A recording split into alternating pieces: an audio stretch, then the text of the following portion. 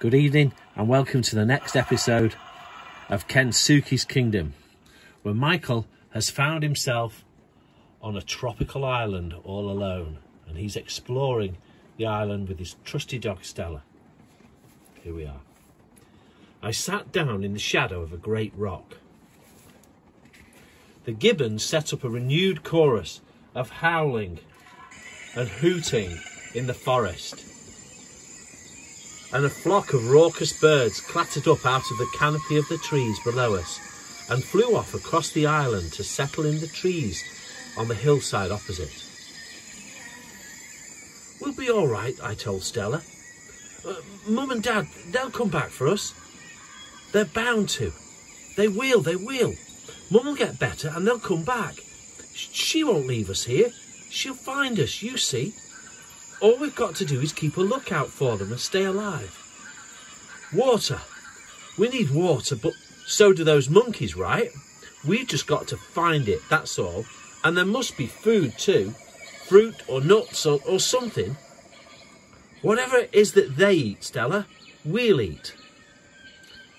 It helped to speak my thoughts out loud to Stella. It helped to calm the panic that came over me now in waves. More than anything, it was Stella's companionship that helped me through those first hours on the island. It seemed to make sense not to plunge at once into the forest looking for water. To be honest, I was too frightened anyway, but rather to explore the shoreline first. I might come across a stream or a river flowing out of the sea, and with a bit of luck, on the way, I might well find something I could eat as well. We set off in good spirits, leaping down the scree like a mountain goat. Where monkeys lived, I reasoned, we could live. I kept telling myself that.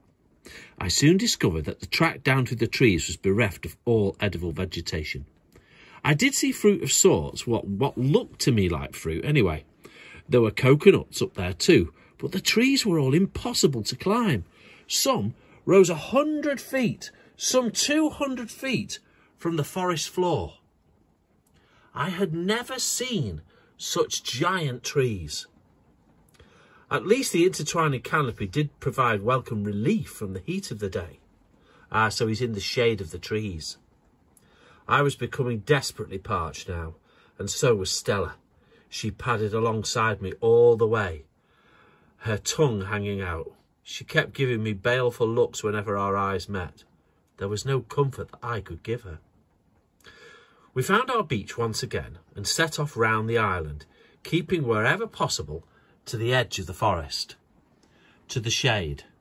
Still, we found no stream. Again, I saw plenty of fruit, but always too high, and the trees were always too smooth, too sheer to climb. I found plenty of coconuts on the ground, but always cracked and empty inside. When the beach petered out, we had to strike off into the forest itself. Here too I found a narrow track to follow. The forest became impenetrable at this point, dark and menacing. There was no howling anymore, but something infinitely more sinister. So they're going straight into the forest now. Okay, off he goes. They're going into the forest to discover what might be there, because they're desperate to find some water somewhere. They've got to find some. There was something more sinister. It was like the shiver of leaves, the cracking of twigs, sudden surreptitious rustlings, and they were near me, all around me. I knew, I was quite sure now, that eyes were watching us. We were being followed. I hurried on, swallowing my fear as best I could. I thought of the Gibbons I had seen back in the zoo and tried to persuade myself how harmless they had looked. They'd leave us alone. They'd never attack us. They weren't man-eaters. But as those rustlings came even closer, ever more threatening, I found it harder and harder to convince myself. I began to run. And I kept running until the track brought us out onto rocks, into the blessed light of day. And there was the sea again. So they've gone into the forest and out to the other side to where the sea is. This end of the island appeared to be littered with massive boulders that lay like tumbled cliffs along the coast. We leapt from one to the other, and all the while I kept a keen eye out for the trickle of a stream coming down through the rocks from the forest above. But I found none. Let's remind ourselves of the island itself again. Here's the island. Here's the map of the island, everybody. So it looks like Michael, he seems to be going between either sides of the island. He's finding out the different sides of the island. He seems to be going back and forth because it's only a very narrow island. Right. I was exhausted by now, so I sat down to rest. So they've got there, but he's tired out. My mouth dry, my head throbbing. I was racked with desperate thoughts. I would die of thirst. I would be torn limb from limb by the monkeys. Stella's eyes looked up into mine. There's got to be water, I told her. There's got to be. So, said her eyes, what are you doing sitting here feeling sorry for yourself? I forced myself to my feet and went on. The seawater in the rock pools was so cool, so tempting. I tasted it, but it was salty and brackish. I spat it out at once. You went mad if you drank it. I knew that much. The sun was already low in the sky by the time we reached the beach on the other side of the island. We were only about halfway round by my reckoning. This place was so much bigger than it had seemed from high up on the hill that morning. Despite all my searching, I had found no water, nothing to eat. I couldn't go any further, and neither could Stella. She lay stretched out beside me on the sand, panting her heart out. We would have to stay where we were for the night. I thought of going into the forest a little way to sleep on ground under the trees. I could make a nest of soft dead leaves. The jungle floor was thick with them. But I dared not venture in, not with the shadow of night falling fast over the island. The howling had started up again far away in the forest.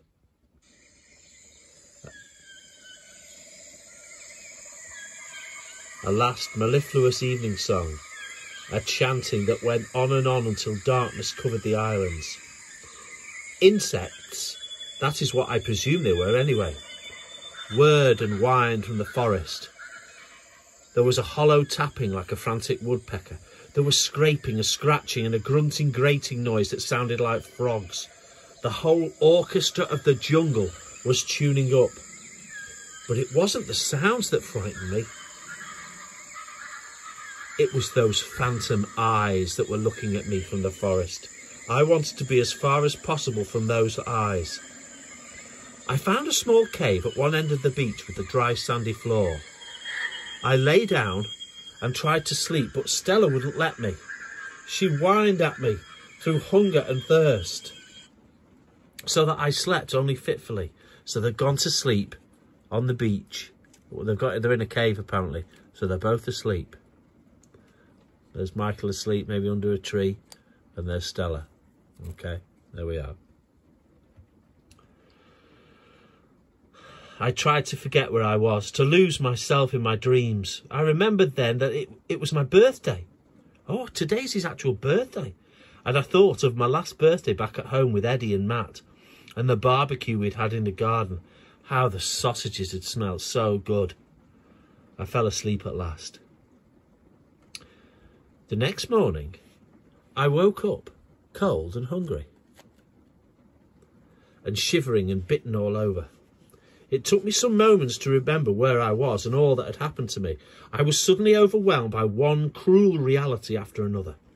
My utter aloneness, my separation from my mother and father, and the dangers all around me. I cried aloud in my misery until I saw that Stella was gone. I ran out of the cave.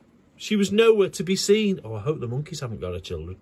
I called for her. I listened for her, but only the gibbons howled in reply. Then I turned and I saw her. She was high up on the rocks, high above my cave, half hidden from me. But even so, I could see that her head was down. She was clearly intent on something. I clambered up to find out what it was.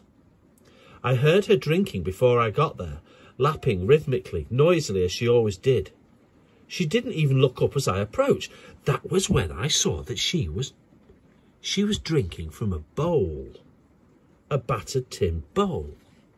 Where on earth she got that from? And then suddenly, I noticed something strange up on a flat shelf of rock behind her.